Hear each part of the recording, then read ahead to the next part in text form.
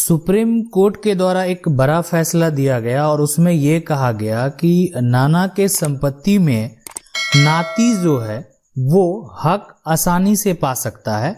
वो अपना हक का दावा नाना के संपत्ति में कर सकता है।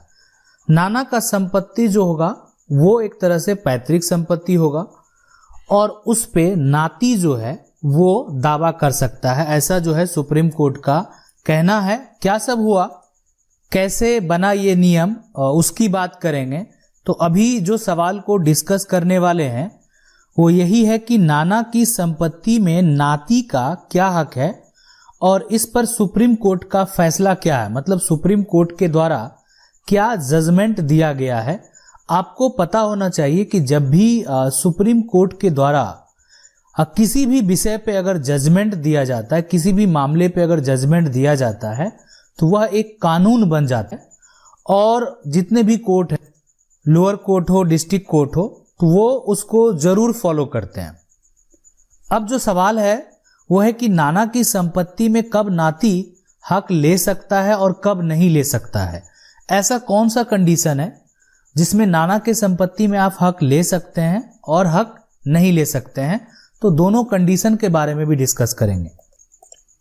हाल में ही सुप्रीम कोर्ट ने एक जजमेंट में कहा कि जो यहाँ पे बेटा है, मतलब नाना है, तो ये इनके पिता हुए और ये इनके भी पिता हैं, तो पिता के संपत्ति में ये बेटा है और ये बेटी है, तो जितना बेटा का हक है उतना ही बेटी का हक है। पिता की संपत्ति में बेटी और बेटा जो है उसमें फर्क नहीं किया जा सकता, ऐसा कहना है।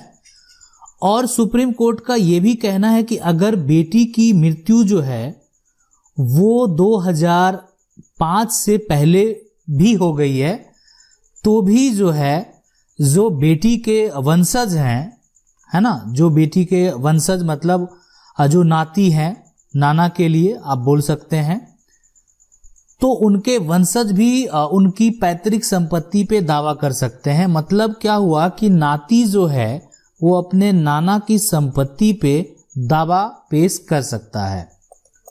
इसका साफ साफ मतलब यही हुआ कि अगर बच्चे, माँ के जो बेटे हैं, सभी माँ के ही बच्चे होते हैं, तो अगर आप जो है एक तरह से आपका पिता के संपत्ति में तो हक होता ही है, आप उनके वारिस हैं, लेकिन माँ का जो पैतृक संपत्ति है आपका उसमें भी हक होता है। आप अगर चाहें तो माँ का जो पैतृक संपत्ति है, यानी माँ का जो पिता का संपत्ति है, आप उसमें पूरा हक ले सकते हैं। ये आपका पूरा अधिकार है और ये सुप्रीम कोर्ट का कहना है। तो समझ सकते हैं कि ये एक कानून है।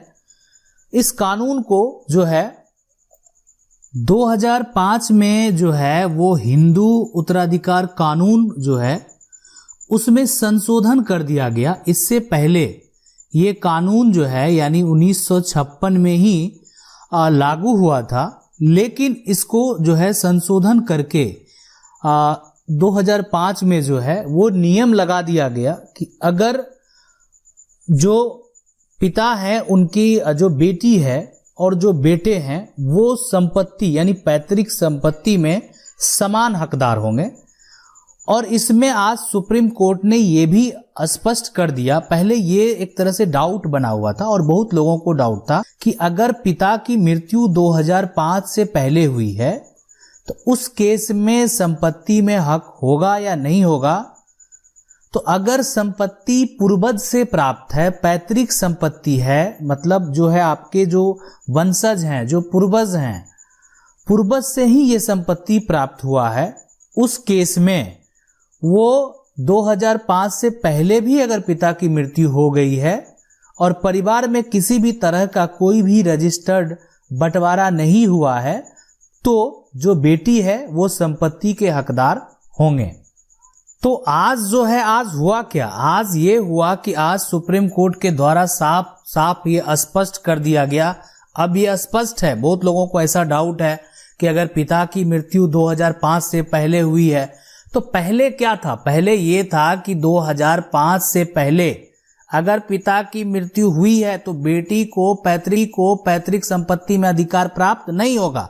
लेकिन अब है कि अगर ये संपत्ति पूर्वज से चलता आया है, पैतृक संपत्ति है, और पिता की मृत्यु अगर 2005 से पहले भी हुई है तो भी बेटी जो है वो संपत्ति का हकदार होगी। अगर बेटी जो है यानी कानूनी तरीके से दावा कर सकती है संपत्ति का, और वो अपना हक जो है पैतृक संपत्ति में वो ले सकती है। अब अभी वर्तमान में ये नियम लगा दिया गया।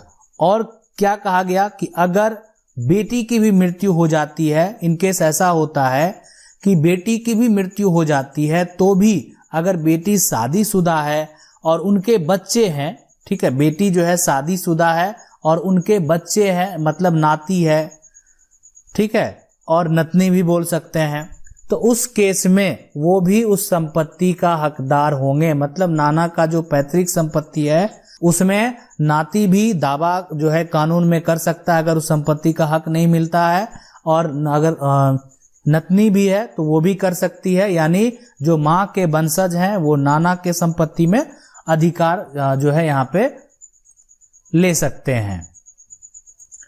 इसमें एक हम वारिस का भी कॉन्सेप्ट आता है, उसके बारे में डिटेल से हम जो है आपको किसी अन्य जो है एक तरह से वीडियो में बताने का प्रयास करेंगे कि वो क्या होता है। अभी इस बीच में जो है अभी नहीं बताएंगे, आगे किसी अन्य वीडियो में एक सेपरेट टॉपिक जो है वो हम वारिस के बारे में बताएंगे कि वो क्या होता है, कैसे क्या नियम है उस पे। यदि आप जानना चाहते हैं तो आप जरूर कमेंट करेंगे, ताकि हमको लगेगा कि आप जो है उसको जानना चाहते हैं, उसको सीखना चाहते हैं, तो हम आपको बताने का प्रयास करेंगे।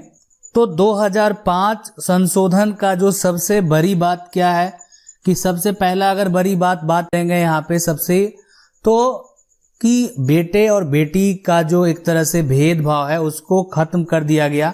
मतलब जितना अधिकार बेटा का होगा उतना ही अधिकार बेटी का भी होगा। तो ये जो है बराबर हो गया बेटा और बेटी। पहला तो ये कर दिया गया, ठीक है।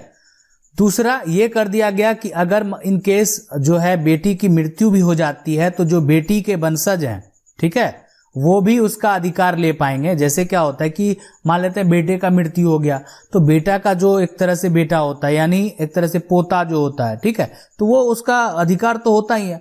उसी तरीके से जितना अधिकार पोता का होगा उतना अधिकार नाती का होगा नाना के संपत्ति में, ठीक है। नाती का भी उतना अधिकार होगा जितना अधिकार पोता का होगा। ऐसा नहीं कि पोता का अधिकार ज्यादा हो गया और नाती का अधिकार कम हो गया। तो दूसरा तो ये हो गया।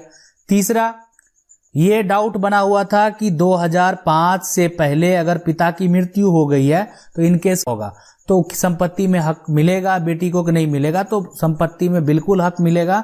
यदि परिवार में किसी भी तरह का कोई रजिस्टर्ड बंटवारा नहीं है तो बेटी को संपत्ति में हक दिया जाएगा, ठीक है। अब आपके मन में सवाल ये होता होगा कि 2005 के पहले क्या होता था। तो आपको बता दें ये जो संशोधन है उसके पहले, ठीक है, संशोधन के पहले जो ये होता था कि उसमें सिर्फ बेटों का अधिकार होता था, बेटी का नहीं। इसलिए कि बेटी का शादी हो गया, बेटी जो है अपने ससुराल चली गई तो यहाँ से जो है इस संपत्ति में यानी पिता के संपत्ति में उसको जो है कोई भी हक नहीं मिलता था। लेकिन अब एक तरह से बेटी के लिए भी ऑप्शन है कि अगर मान लेते हैं इनकेस उनका जो है एक तरह से शादी हुआ, रिश्ता टूट गया, तलाक हो गया, तो उस केस में ऐसा नहीं है कि वो अपने पिता के घर में आके नहीं रह सकती है। यानी वो तो संपत्ति का वहाँ खुद हकदार ही है, घर में हकदार है। और अगर मान लेते हैं कुछ जो भी है जिस टाइप का प्रॉपर्टी है, सभी तरह के प्रॉपर्टी में उनका जो है समान अधिकार होगा। वो संपत्ति अगर पिता का है, दादा का है उनका, ठीक है, तो बेटी का भी अधिकार होगा। संपत्ति भी यहाँ पे जो है दो तरह से डिवाइड किया जाता है। एक होता है कि पैतृक संपत्ति है, दूसरा है स्व अर्जित संपत्ति है। तो दोनों के बारे में कभी जो है आपको डिटेल से बताने का प्रयास करेंगे और हम आपके लिए ऐसे ही जो है एक तरह से कॉन्सेप्ट लाते रहते हैं तब ताकि आप लोग उसको अच्छे से जाने समझें। और आप अपना काम जो है, अगर आपको ऐसा समस्या कभी भी इन फ्यूचर में आता है तो आपको कैसे सतर्क रहना है, कैसे जो है एक तरह से आपको ये हासिल करना है, अगर आप हासिल करना चाहते हैं तो तमाम चीज जो है आप आसानी से कर पाएंगे। अब जो है इस जजमेंट पे आपका क्या एक तरह से राय है, विचार है, आपको ये कानून जो है वो कैसा लग रहा है, आप कमेंट करके जरूर बताएंगे, ताकि कमेंट से पता चलेगा कि एक तरह से लोगों का क्या राय है। आशा करते हैं वीडियो अच्छा लगा होगा। वीडियो अच्छा लगा वीडियो को लाइक जरूर कर दें। चैनल को पहली बार देख रहे सब्सक्राइब करके जो बेल आइकन है उसको जरूर दबा लीजिए। मिलते हैं अगले वीडियो में, तब तक के लिए जय हिंद।